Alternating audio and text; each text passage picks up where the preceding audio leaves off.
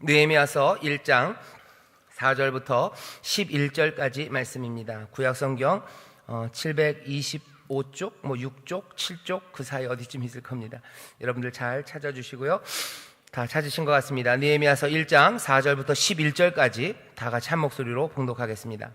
내가 이 말을 듣고 앉아서 울고 수일 동안 슬퍼하며 하늘의 하나님 앞에 금식하며 기도하여 가로되, 하늘의 하나님 여호와 크고 두려우신 하나님이여, 주를 사랑하고 주의 계명을 지키는 자에게 언약을 지키시며 긍휼을 베푸시는 주여 간구하나이다.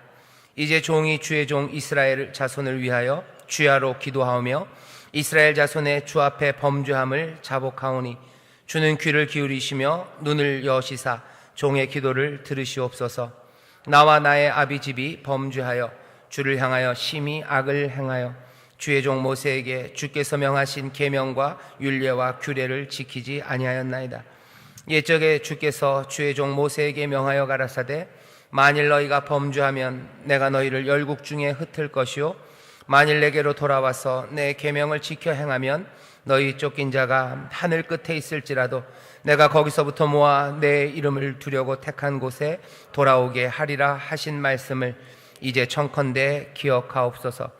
이들은 주께서 일찍 큰 권능과 강한 손으로 구속하신 주의 종이요 주의 백성이니이다. 주여 구하노니 귀를 기울이사 종의 기도와 주의 이름을 경외하기를 기뻐하는 종들의 기도를 들으시고 오늘날 종으로 형통하여 이 사람 앞에서 은혜를 입게 하옵소서 하였나니, 그때 내가 왕의 술 관원이 되었었느니라. 아멘. 오늘 우리가 느헤미야서 1장 4절부터 11절까지의 말씀을 본문으로 해서 모험을 시작하려는 이의 기도라는 제목으로 말씀을 전하려고 합니다. 모험을 시작하려는 사람의 기도입니다. 오늘 느헤미야의 기도를 우리가 지금 같이 읽었어요. 근데 이 기도가 구구절절 옳은 말이고 성경의 여러 가지 개념들을 다 설명하려고 애쓰고 있고 뭔가 풍성한 기도입니다. 오늘 느헤미야라는 사람이 기도한 이 기도를 우리가 보면서 기도에 대해서 좀 생각을 해보려고 합니다. 여러분들 느헤미야 앞에 있는 책은 에스라입니다. 그리고 느헤미야, 그 다음이 에스더예요. 그리고 나서는 욥기로 넘어갑니다. 이스라엘 역사의 마지막입니다. 역사의 마지막을 기록하고 있어요. 여기 앞에 있는 에스라서와 느헤미야서는 언제적 이야기냐면요, 예루살렘이 멸망하고 나서, 바벨론에게 다 멸망하고 나서 이스라엘 사람들, 예루살렘 거민들이 바벨론의 포로로 잡혀가죠. 잡혀가고서 한 70년이 지나서 예레미야의 예언처럼 다시 돌아오기 시작합니다. 다시 돌아오기는 돌아오는데 거기 예루살렘에 돌아와서 살 만한 상황은 아니죠. 예루살렘은 불탔었고, 그리고 모든 성벽은 다 무너지고 하나님의 성전도 쑥대밭이 되었습니다. 온갖 사람들이 섞인 곳이 되어버렸고, 그리고 늑대와 그리고 온갖 들짐승들이 오고 가는, 그리고 주인 없는 땅처럼 이 사람 저 사람 와서 건드려 놓는 그런 성읍이 되었죠. 사람들이 돌아올 수 있는 사람들은 조금씩 돌아옵니다. 하지만 그곳은 사람이 살 수 있는 곳은 아니었습니다. 예루살렘이 함락되고서 한 100년이 넘은 시간이에요. 느헤미야, 오늘 우리가 읽은 본문 1장에 보면 하갈의 아들 느헤미야의 말이라, 아닥사스다 왕 제20년 기슬르월, 아닥사스다 왕 20년이면 역사책으로 보면요, BC 한 445년쯤 됩니다. BC 445년쯤, 그러니까 지금으로부터 거의 한 2500년 전이죠. 예루살렘이 멸망하고 100년이 더 지나서입니다. 느헤미야가 아닥사스다 왕이라는 페르시아의 왕 밑에 신하로 있었어요. 포로로 잡혀가서 그곳에서 바벨론에서 살다가, 바벨론이 금방 또 망합니다. 메대와 바사 다른 왕조가 서죠. 흩어진 이스라엘 사람들, 예루살렘 거민들은 또 그곳에 적응하면서 살아가요. 느헤미야는 거기서 꽤나 높은 관원이 됩니다. 이스라엘 사람들이 그렇게 온 땅에 흩어져서 살면서요, 그 삶이 명맥을 이루어가는 건 이런 방식이었습니다. 거기 있는 사람들에게 은혜를 얻죠. 그래서 여호와께 충성하는 그 삶의 방식들을 그대로 지켜갈 수 있게 합니다. 그렇기 때문에 그 지배하는 세력에 그렇게 적대적이지 않아요. 이스라엘 유대인들은 압니다. 그 지배자들, 그렇죠, 이방 왕들이고 이방의 권세들이지만, 이방의 권세가 자기들에게 은혜를 베풀고 용납해줘야 자기들이 살아가는 하나님께서 말해주셨던 그 삶의 방식대로 하나님 앞에 충성하며 살 수 있다는 걸 알아요. 그래서 흩어져 사는 유대인들이 그 방식, 자기들의 삶의 방식을 버리지는 않습니다. 그 방식대로 살아가요. 안식일을 지키며 살아갑니다. 그리고 여러 가지 먹어야 되는 음식들, 먹지 말아야 되는 음식들, 그것들 다 정리하면서 살죠. 이번에 트럼프 대통령 딸이 와요. 트럼프 대통령인데 어떻게 성이 이 씨예요? 이방카 씨가 오시는데요. 뉴스 보셔서 알겠지만 거기 청와대에서 식사를 하는데 못 먹는 게 많아요. 고기도 빼고 회도 빼고 이것저것 뺍니다. 왜냐하면 이방카가 결혼을 했는데 결혼한 남편이 유대인이에요. 그래서 이방카 씨가 그 유대인 남편을 따라서 얼마 전에 유대교로 개종을 했대요. 그래서 유대교가 먹는 방식대로 먹습니다. 유대인들은 어딜 가나 그렇게 살아요. 만약에 우리나라 왔는데 우리나라 대통령이 웃기지 마 먹어 그랬으면은 어떻게 이렇게 굶든지 아니면 먹든지 해야 합니다. 유대인들은 어디 가든지 그 나라 지배자들 이방인이더라도 그들의 은혜를 누려야, 그들이 용납해줘야 자기들의 삶의 방식대로 살 수가 있죠. 여기 있는 이 느헤미야도 아마 그렇게 살았을 겁니다. 꽤나 많은 유대인들이 그렇게 살아요. 자기의 신앙, 자기들의 삶의 방식은 지켜갑니다. 하지만 그 지키는 방식이 그곳 삶의 터전에서 거기 있는 권세와 싸워서 그것들을 뒤집어서가 아니라 그들의 은혜를 누리면서 살아가요. 사람들은 그게 유대인들의 적응력이라고 그러죠. 어딜 가나 그래서 유대인들은 살아남습니다. 러시아에서, 미국에서, 곳곳에서. 때로는 결국은 적대적인 세력, 은혜를 얻을 수 없는 경우가 되면 쫓겨나죠. 러시아에서도 그랬었고요. 그리고 또 독일에서도 그랬습니다. 유럽 곳곳에서 유대인들이 개토를 만들어서 살다가 그 지배하는 세력과 결국은 틀어지게 되면 쫓겨나요. 가진 재산들 다 뺏기고 쫓겨납니다. 여러분들 지붕 위의 바이올린 그런 영화들 보셨을 거예요. 선라이즈, 선셋 그런 거 보면 2차 세계대전 독일, 폴란드 그쪽 경계선 그쪽에서 지배하고 있던 세력들 거기가 어긋나면 집 놓고 그냥 가지도구 몇 개 들고 그냥 유대인들은 떠나가요. 이 사람들은 수천 년을 그렇게 살았습니다. 바벨론에게 예루살렘이 멸망된 그때서부터 이 사람들은 그렇게 살았어요. 하지만 늘 꿈은 예루살렘으로 가는 겁니다. 그리고 예루살렘, 그리고 자기의 동족 유대인들에 대한 사랑이 있어요. 바벨론에 의해서 예루살렘이 멸망되고 벌써 2500년이 더 넘었어요. 모든 유대인들이 지금 이스라엘에 다 모여서 사는 건 아닙니다. 여전히 여러 곳에 흩어져서 살죠. 꽤나 많은 사람들이 미국에 삽니다. 그죠? 그래서 미국에 있는 유대인들이 꽤나 많은 힘들을 가졌죠. 영화계, 연예계, 돈들. 유럽에 아니면 이스라엘 민족이 여러 곳에 흩어져서 살아요. 그리고 서로가 유대인들, 그리고 이스라엘의 건국, 나라 사랑, 그 마음들이 거기에 있습니다. 그래서 1948년 팔레스타인이 있는 그 땅에 여러 가지 2차 세계대전, 1차 세계대전서부터 이스라엘 독립을 꿈꾸면서요. 세계대전마다 유대인들이 돈을 댔어요. 돈을 대면서 자기들의 나라, 그 나라를 얻으려고 예루살렘, 그것들을 회복하려고 합니다. 오늘 온성금인데 왜 이런 얘기를 하냐? 여러분들 눈치는 채셨겠지만 내일 모레 그글피 며칠 지나면 3.1절입니다. 나라 사랑하는 사람들이 분명해요. 이 사람들은 여전히 나라를 사랑합니다. 이스라엘이 건국됐지만 아직도 흩어진 사람들은 많아요. 그래도 그 사람들의 마음은 그 땅에 있습니다. 그렇게 살아가는 삶의 방식을 어쩌면 표준처럼 제시하는 사람이 이 사람 느헤미야입니다. 느헤미야가 아닥사스다 왕의 궁에서 술 맡은 관원이 됐대요. 술 맡은 관원이라는 것은 왕의 신임을 받는 사람입니다. 왕이 죽어가는 방식이 제일 많은 게 전쟁에 나가서 장렬하게 산화하는 왕은 별로 없어요. 그냥 연회를 하다가 독으로 죽는 사람이 제일 많죠. 왕의 술잔을 맡은 사람은 왕의 최고의 신임을 받는 사람입니다. 이 사람은 절대 나를 배신하지 않을 사람, 그 사람에게 술을 맡기죠. 여기 이 사람 느헤미야는 그 정도의 사람입니다. 아닥사스다의 신임을 받는 그 자리까지 올라간 사람이에요. 하지만 여전히 이 왕에게 충성을 다하지만 이 느헤미야의 마음은 거기만 있는 건 아니에요.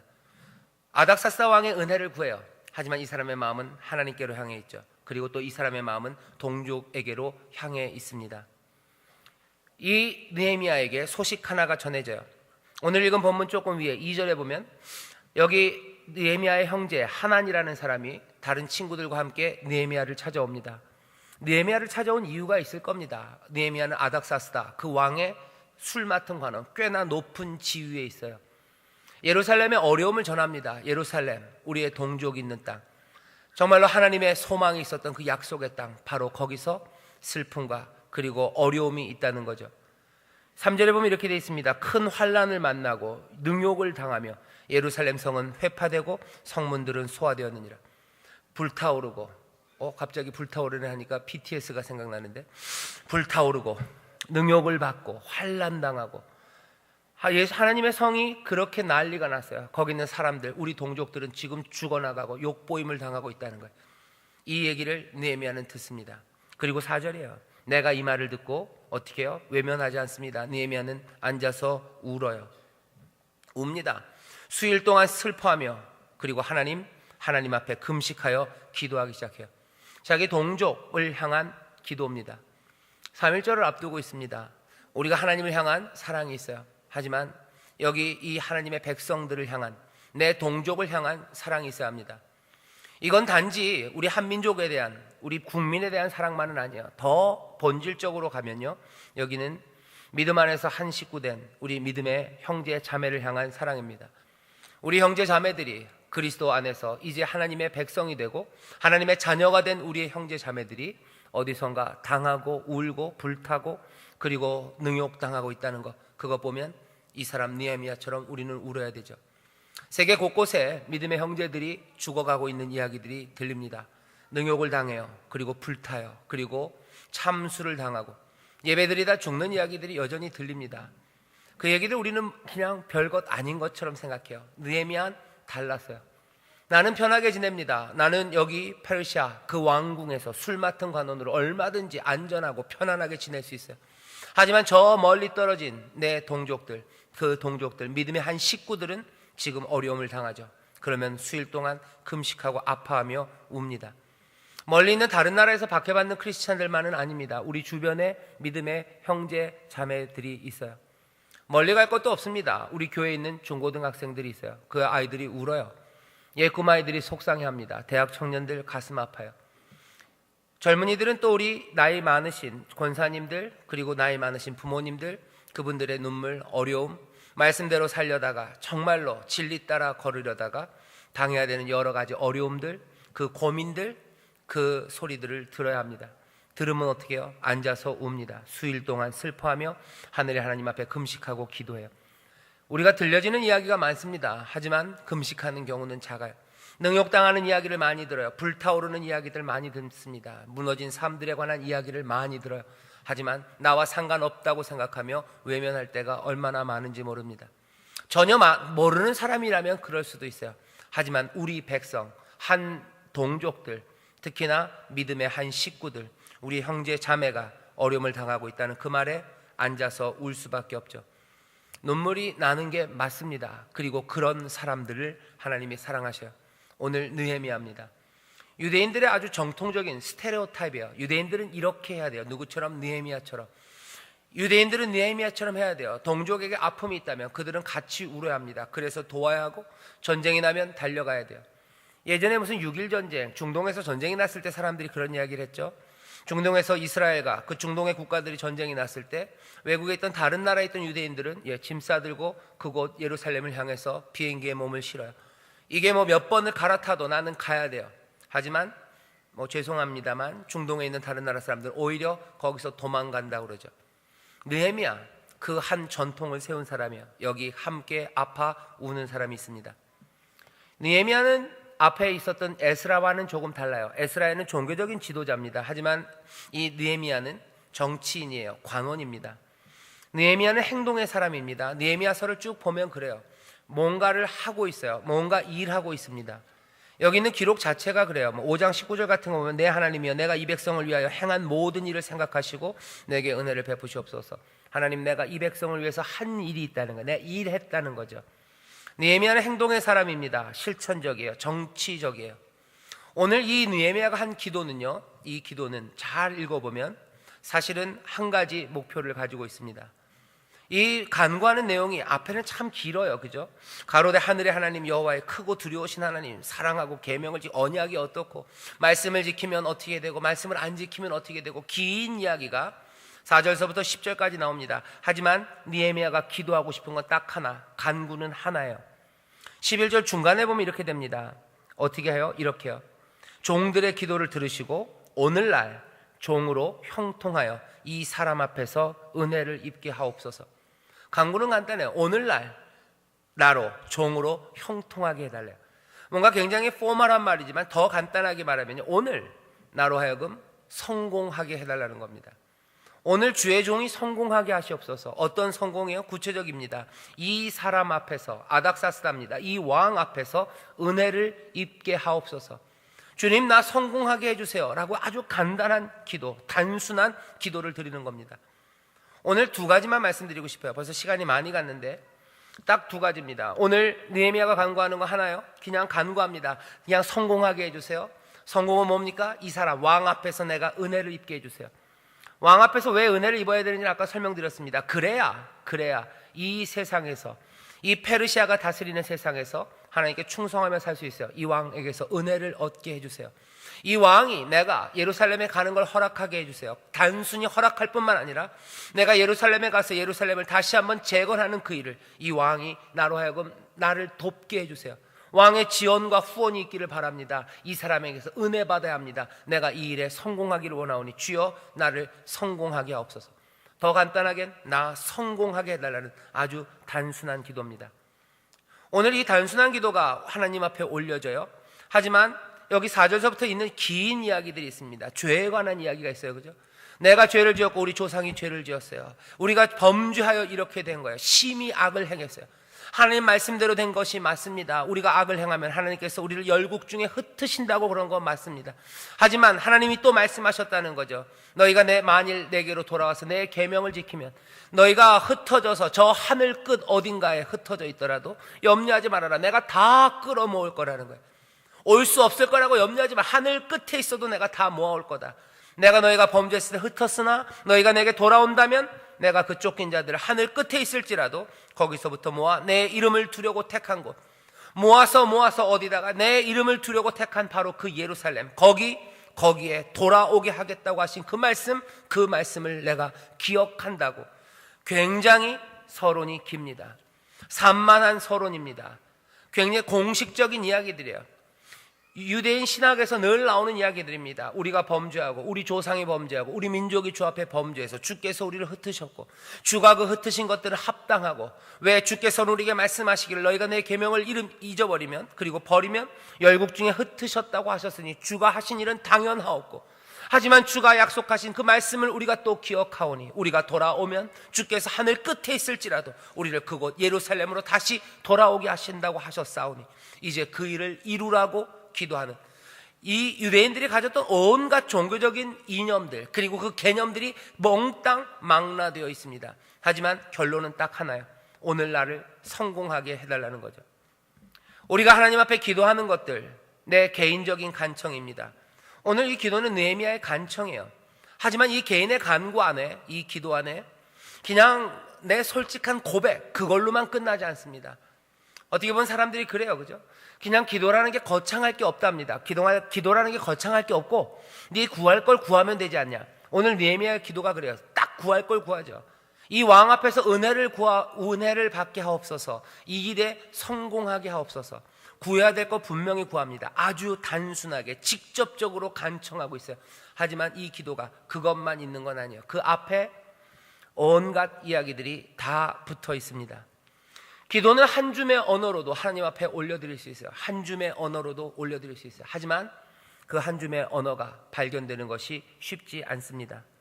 이건 가장 조심스럽게 선택된 말들이에요. 기도가 단순한 기도라고 해서 그냥 쉽게 드려지는 건 아닙니다. 나 자신을 돌아보는 겁니다. 그러면서 전에 내가 볼 수 없었던 내가 보여지는 거예요. 그 깊은 것들과 그리고 우리가 알았던 모든 종교적인 언어들과 그리고 배웠던 모든 것들이 다 합쳐져서 짧지만 또 단순하지만 하나님 앞에 올려드릴 수 있는 간구, 그 간구 하나가 나오는 겁니다. 하나님 앞에 부르짖는다는 거는 그런 것 같아요. 부르짖기 위해서는 그 말들을 찾아야 돼요.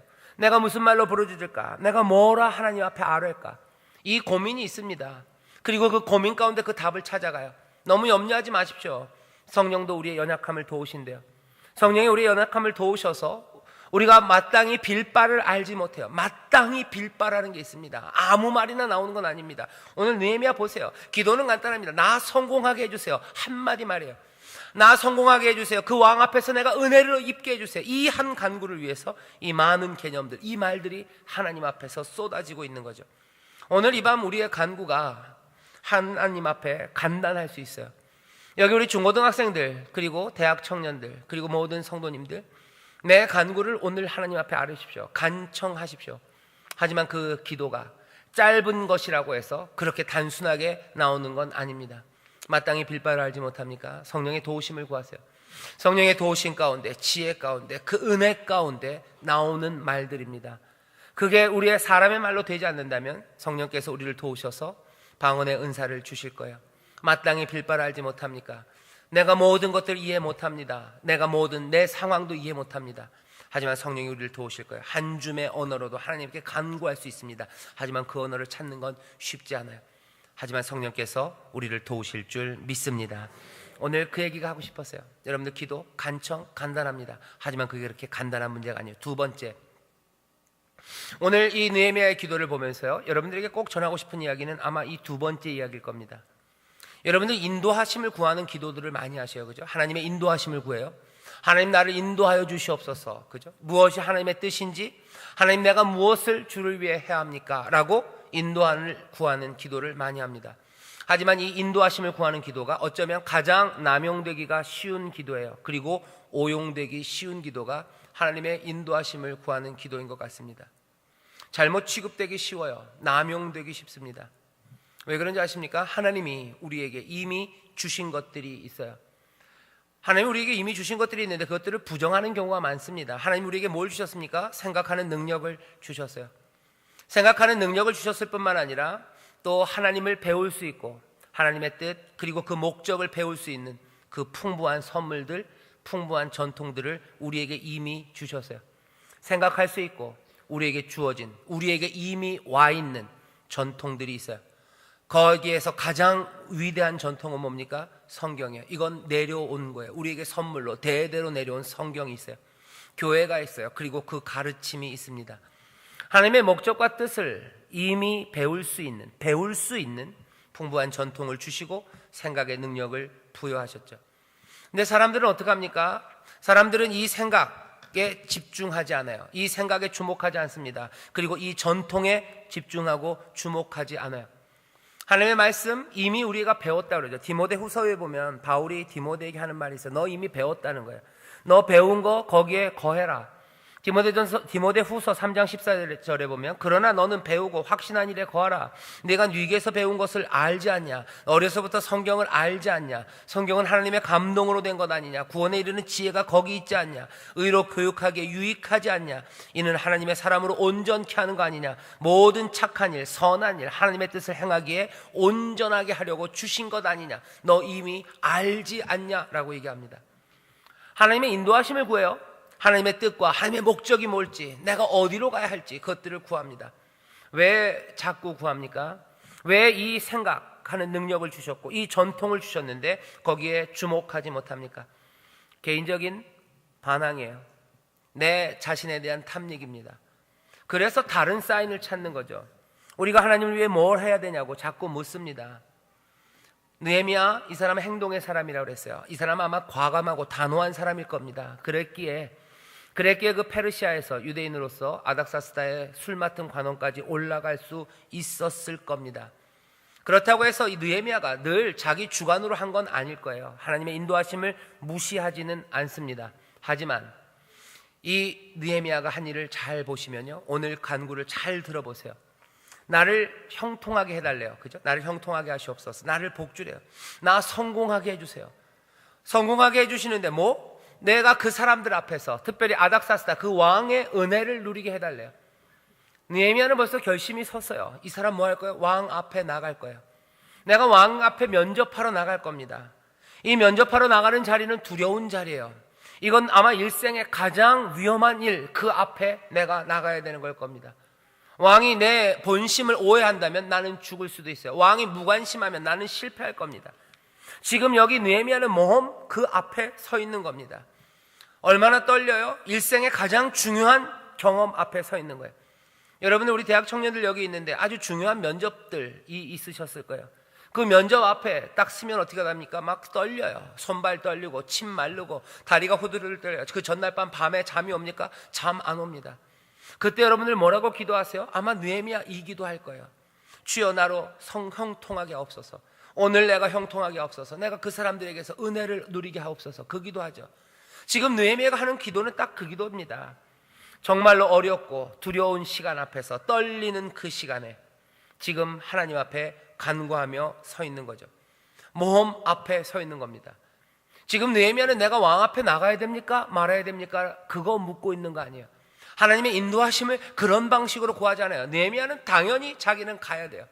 왜? 그게 가야 되는 게 하나님의 뜻인 걸 압니다. 왜? 그 아파하는, 내가 전에 몰랐다면 몰랐지만 이제 아파하는 내 동족이 거기 있고, 내가 조금이라도 도울 수 있는 길이 있다면, 아무리 어렵고 위험하고 확실하게 결정된 일 것 하나도 없지만 내가 가야 되는 건 분명합니다. 가기 위해서는 은혜를 누려야 돼요. 그러니 뭐 하는 겁니까? 내가 왕을 속이고는 갈 수 없어요. 거짓말로 갈 수는 없어요. 내가 정직하게 왕 앞에 나가서 얘기할 때 왕에게 은혜를 얻고 내가 가고 싶은 거예요. 하나님 앞에 그래서 구하는 겁니다. 느헤미야의 기도를 잘 들어보세요. 그냥 막연하게 하나님, 예루살렘에서 내 백성들이 그렇게 능욕을 당하고 그 성이 불타고 있는데 나는 어떻게 해야 됩니까? 라고 묻고 있지 않습니다. 뭘 해야 되는지 느헤미야는 압니다.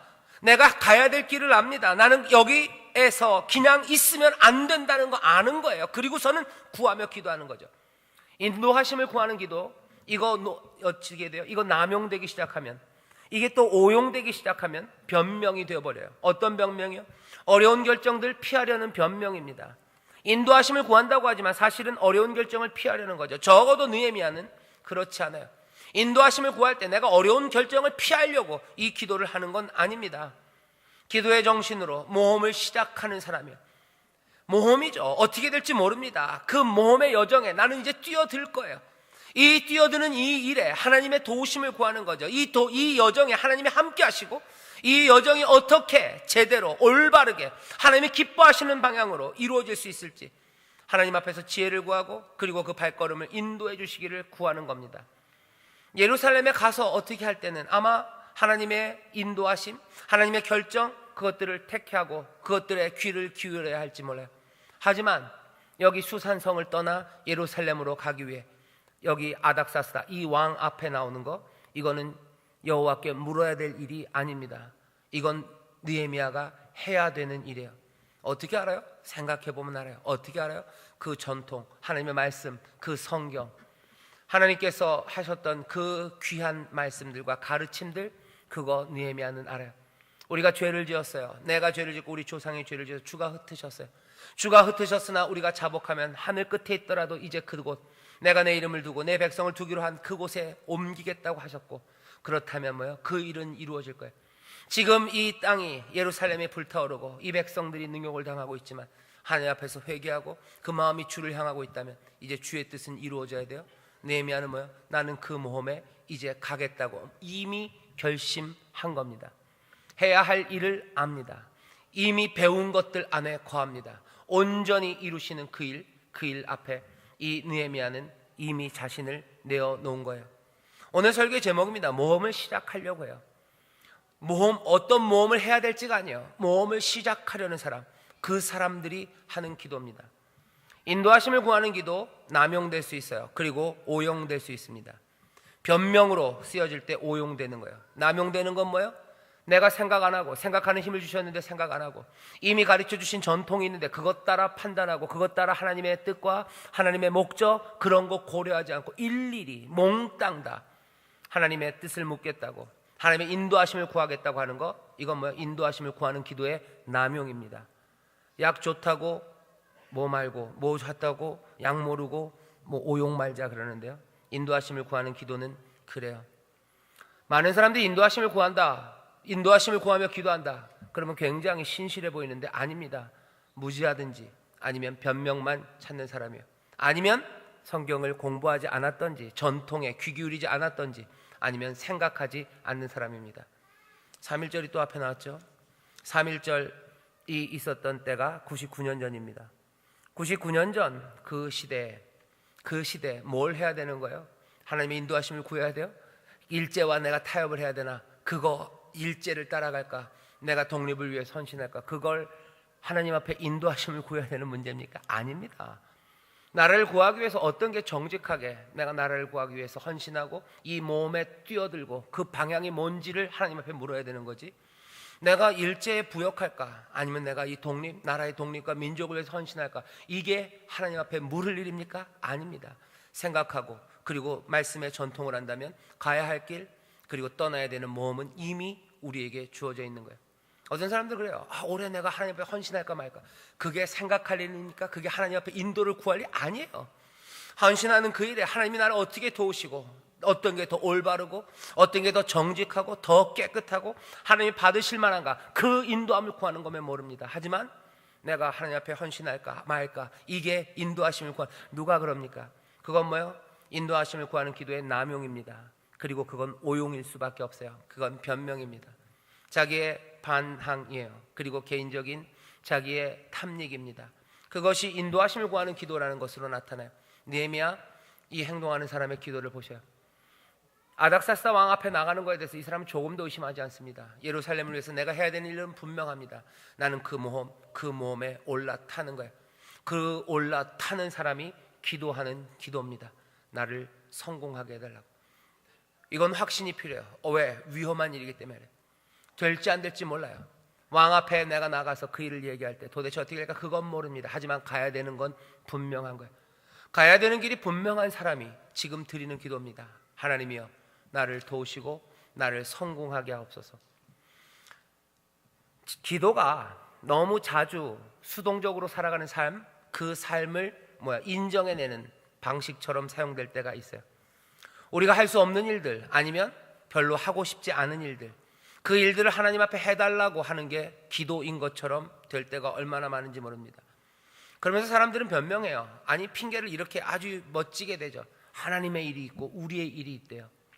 물론 하나님의 일이 있고 우리의 일이 있습니다. 하지만 모든 게 그렇지는 않아요. 기도가 이렇게 수동적으로 살아가는 삶, 그 삶을 인정해주는 삶의 장치가 되어서는 안 됩니다.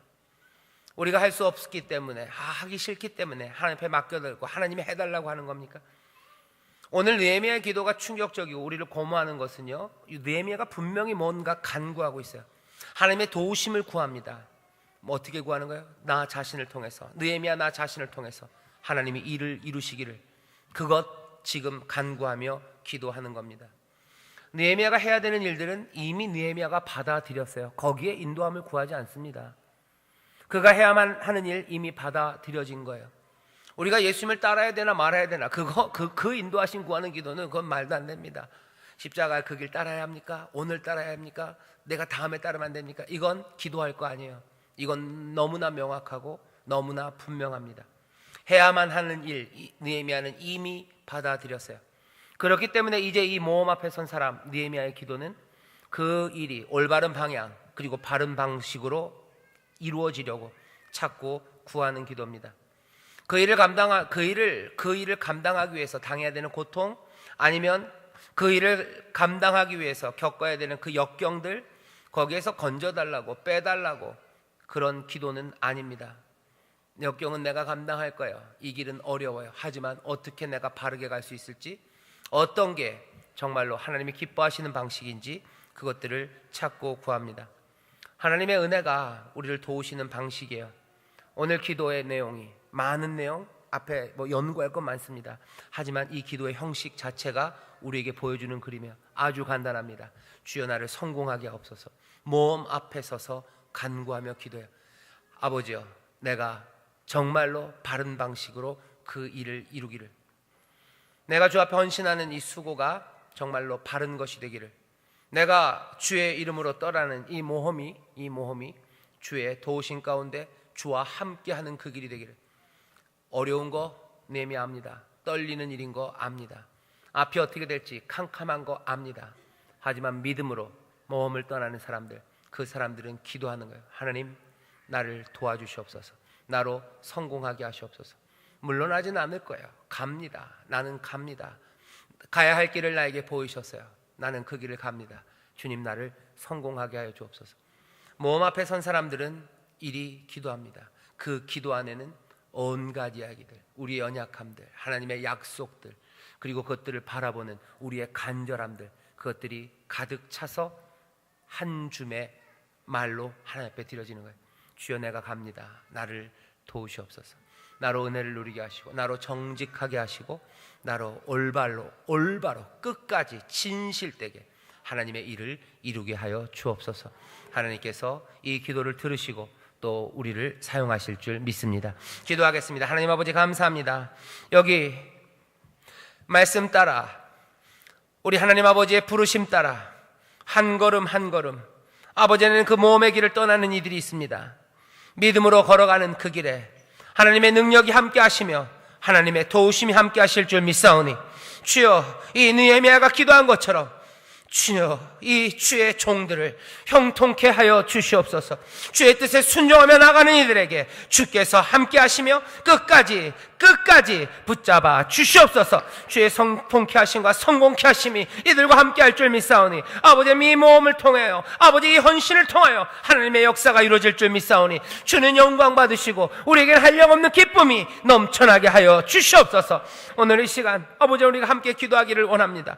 성령님, 우리를 주관하시고 우리 가운데 역사하셔서 아버지의 마땅히 빌 바를 알지 못하나 다시 한번 뜨겁게 기도하게 하시고, 하나님의 은혜의 약속을 기억하게 하시며 하나님의 선하신 뜻이 무엇인지 분별하게 하시며 정말로 나를 부르시는 주의 음성을 듣기를 원하오니, 성령님, 오늘 이 시간 충만하게 역사하셔서 주의 음성 듣는 밤이 되게 하여 주시옵소서. 우리 자신을 돌아보며 주께 자복하는 밤이 되게 하시고, 주여, 그 안에서 새로운 모험이 시작되는 복된 밤이 될 줄 믿사오니, 성령님 주관하시고 역사하여 주시옵소서. 아버지 하나님, 여기 우리 온 믿음의 식구들이 함께 모여 기도하기를 원합니다. 주여, 무릎 꿇고 기도하며 주를 향해 손을 들 때 주께서는 하늘 여시고 기도에 응답하시며 은혜의 단비를 부어 주시옵소서. 감사드리며 예수님 이름으로 축복하며 기도하옵나이다. 아멘.